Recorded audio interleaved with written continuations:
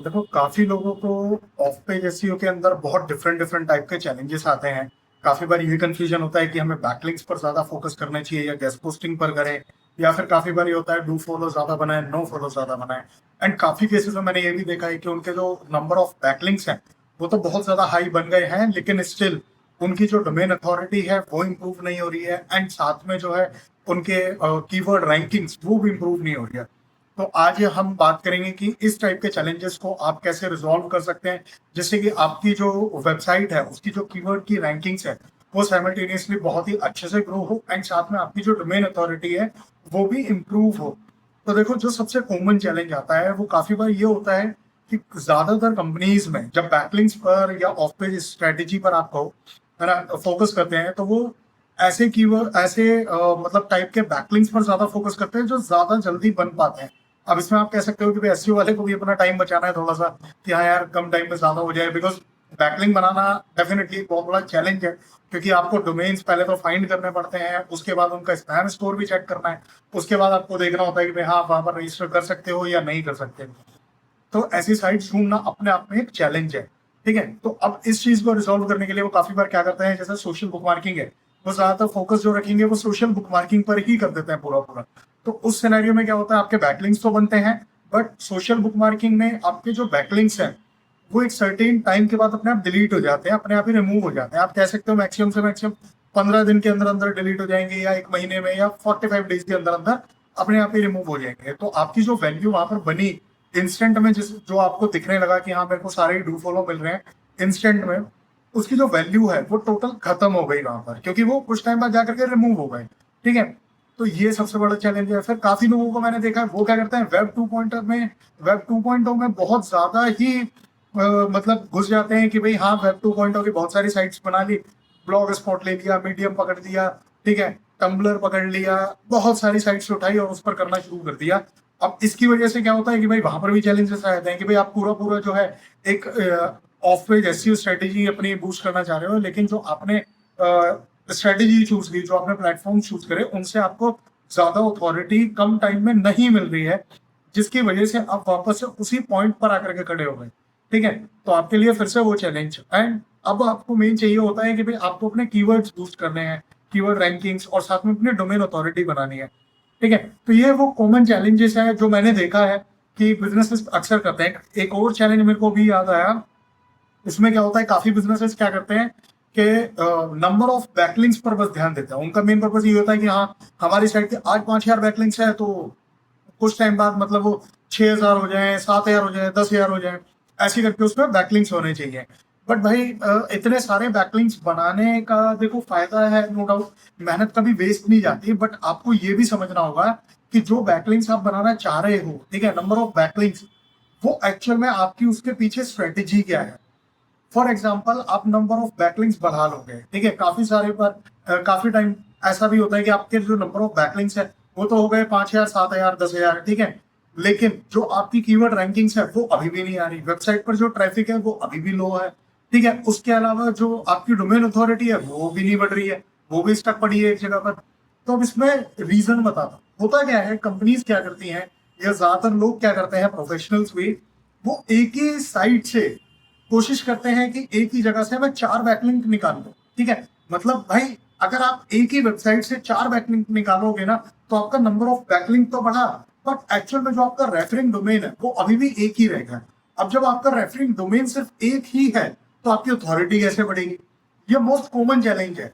तो इस वजह से जब भी आप किसी भी टूल में चेक करते हो, जैसे फॉर एग्जांपल सैमरश में जब हम किसी भी वेबसाइट का यूआरएल डाल के चेक करते हैं, तो वो सबसे ऊपर टॉप पे कुछ मैट्रिक्स देता है। ठीक है, एक तो अथॉरिटी स्कोर हो गया, साथ में आजकल वो चैट जीपीटी, जेमिनाई, इन सब पे भी बताने लगा है कि भाई हाँ कहाँ कहाँ पर वेबसाइट है एक्चुअल में। एंड सबसे लास्ट में वो एक सबसे इंपॉर्टेंट मैट्रिक्स देता है, वो देता है आपके number of backlinks and referring domains. ठीक है, तो आपको वहां फोकस करना है कि आपके जो बैकलिंक्स है, टोटल नंबर ऑफ बैकलिंक्स, और आपके total number of referring domains कितने हैं। देखो जो अगर आपका फोकस है अथॉरिटी बढ़ाने का, ओवरऑल मतलब गेन करने का, कि आपको हर पॉइंट से फायदा हो, तो आपके जो रेफरिंग डोमेन्स हैं वो ज्यादा से ज्यादा होने चाहिए। मतलब अगर आपके पास 5,000 बैकलिंक्स है, तो आई सजेस्ट कम से कम 700, 800, 1,000 के आसपास आपके रेफरिंग डोमेन्स होने चाहिए, अगर आपको एक अच्छी अथॉरिटी होल्ड करनी है तो। ठीक है। उसके बाद अगर आप उसको स्क्रॉल करोगे और सबसे लास्ट में आओगे जहां पर वो बैकलिंक्स का पूरा पार्ट दिखाता है, तो वहीं पर आप एक चीज कॉमन नोटिस करोगे, वहां पर लिखा होता है डू फॉलो बैकलिंक्स और नो फॉलो बैकलिंक्स। ठीक है, आपको उस पर भी फोकस करना है। रीजन है, क्या होता है काफी बार लोग सिर्फ और सिर्फ डू फॉलो पर फोकस करते हैं, नो फॉलो पर फोकस ही नहीं करते। ठीक है, इस होड़ में कि भाई हमारी साइट जो है जल्दी रैंक कर जाएगी वो, बट काफी बार ये चैलेंजेस आते हैं, गूगल का एल्गोरिदम उसको जो है स्पैम समझने लगता है, क्योंकि आप कोई वैल्यू ऐड नहीं कर रहे। आप बस अल्टीमेटली आपका गोल ये है कि मुझे अपनी रैंकिंग्स पुश करनी है, मेरे को अपनी डोमेन अथॉरिटी इंप्रूव करनी है, इसके अलावा आपका कोई पर्पस ही नहीं है, कोई गोल ही नहीं है कैसा भी।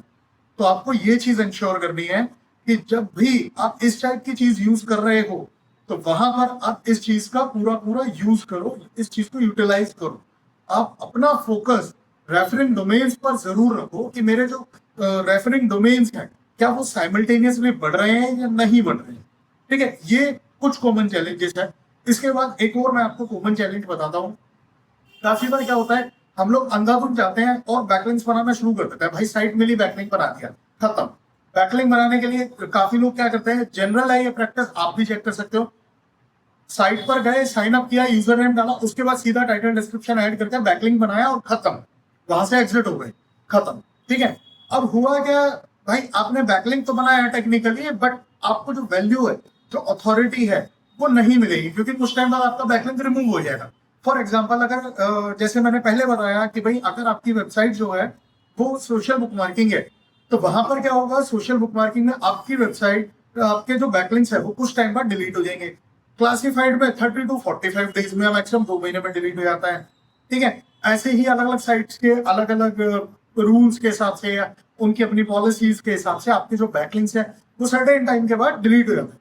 वहीं पर अगर मान लो आपकी जो प्रोफाइल है, जो आपने प्रोफाइल वहां पर बनाई साइन अप करके, अगर आप उसको भी अच्छे से ऑप्टिमाइज करो, उसमें भी अपनी डिटेल्स डालोगे, ठीक है, और वहां पर भी काफी साइट्स पे आपको अपने वेबसाइट लिंक ऐड करने का ऑप्शन मिलता है, तो आपके लिए एड ऑन एडवांटेज हो जाता है। रीजन इज, अगर आपका बैकलिंक डिलीट हो भी गया तो एटलीस्ट आपकी प्रोफाइल के अंदर आपकी वेबसाइट का लिंक डला हुआ है, वो आपके लिए एक बैकलिंक का ही काम करेगा। और लोग इस चीज को टोटल मिस आउट कर जाते हैं अपनी बैकलिंक स्ट्रेटेजी से, क्योंकि उनका फोकस होता है कि भाई कंपनी जो है हमें ये कहती है कि भाई हमें नंबर ऑफ बैकलिंक्स पर ध्यान देना है, क्वालिटी पर हम लोग फोकस ही नहीं करते।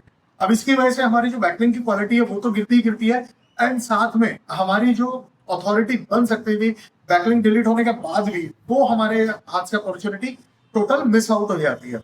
तो आपको ये चीजें भी साथ में जो है इंश्योर करके चलनी है। अगली चीज, जब आप बैकलिंक स्ट्रेटेजी बनाओ, मतलब आप लोग पूरी पूरी एसईओ स्ट्रेटेजी बनाते हो, ठीक है, तो जो आप बैकलिंक के लिए स्ट्रेटेजी बना रहे हो ऑफ पेज की, वो भी आपको थोड़ा सा ध्यान से बनानी है। आपको उसके अंदर बहुत ज्यादा सोशल बुकमार्किंग नहीं भर देनी है, बहुत ज्यादा आपको उसमें बिजनेस लिस्टिंग्स नहीं भर देनी है, बहुत ज्यादा वेब 2.0 नहीं।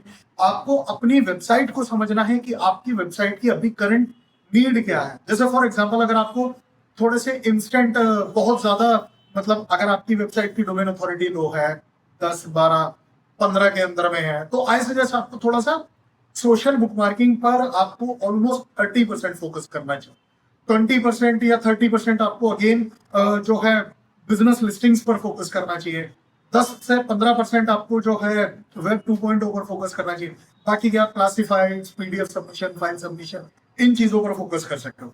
तो आपको अपनी वेबसाइट को समझना पड़ेगा कि आपकी वेबसाइट की अभी करंट पोजीशन क्या है, आपका जो पर्पस है वो क्या है, क्योंकि डेफिनेटली आप जो अभी स्ट्रेटेजी बनाओगे वो जब आपका डीए स्कोर ऑलमोस्ट 20 हो जाएगा तो उसके बाद वो स्ट्रेटेजी अलग यूज होने वाली है। या फिर काफी बार ऐसा भी होता है कुछ इंडस्ट्रीज में जो कॉमन डीए है, डीए स्कोर डोमेन अथॉरिटी, वो जनरली कम होती है, तो वो भी एक काफी बार चैलेंज होता है कि यार इंडस्ट्री के अंदर जो ज्यादा डोमेन अथॉरिटी है वो ही कम है, तो हम भी उतना नहीं कर सकते, तो वो चीज भी है। तो उस केस में आपको अगेन अपनी जो बैकलिंक स्ट्रेटेजी है, ऑफ पेज एसईओ स्ट्रेटेजी है, वो आपको चेंज करनी पड़ेगी। ठीक है, उसके अलावा आपको सबसे इंपॉर्टेंटली जो है, आपको इस चीज का ध्यान रखना है कि जिस वेबसाइट पर आप बैकलिंक बना रहे हो, ट्राई करो वो सारी की सारी जो है रिलेवेंट वेबसाइट्स हो। ठीक है, रिलेवेंसी होगी तो गूगल उन रिलेवेंट बैकलिंक्स को, ठीक है, थोड़ा सा और प्रायोरिटी देता है। ठीक है, क्योंकि आप एक इंडस्ट्री के अंदर रैंक करना चाह रहे हो डेफिनेटली। ठीक है, तो वहां पर आपकी अथॉरिटी और अच्छे से बिल्डअप हो पाती है, आपके जो रिजल्ट्स हैं वो और ज्यादा बेटर तरीके से इंप्रूव हो पाते हैं। तो आपको ये चीज पे ध्यान रखनी है, ठीक है। तो अल्टीमेटली मैं आपको ये कहूंगा, आपको सिर्फ और सिर्फ जो है ओनली सिर्फ नंबर ऑफ बैकलिंक्स के पीछे नहीं भागना है, आपको साथ में रेफरिंग डोमेन्स पर भी फोकस करना है एंड अल्टीमेटली आपको रिलेवेंसी पर फोकस करना है, अगर आप चाहते हो कि आपकी वेबसाइट अच्छे से रैंक कर पाए और अच्छे रिजल्ट आ पाए। तो ये बेस्ट स्ट्रेटेजी हो। इसके अलावा अगर आपको कोई भी चैलेंज है, कोई भी कंफ्यूजन है, तो feel free to comment, to reach out, ठीक है। All right, bye bye, thank you.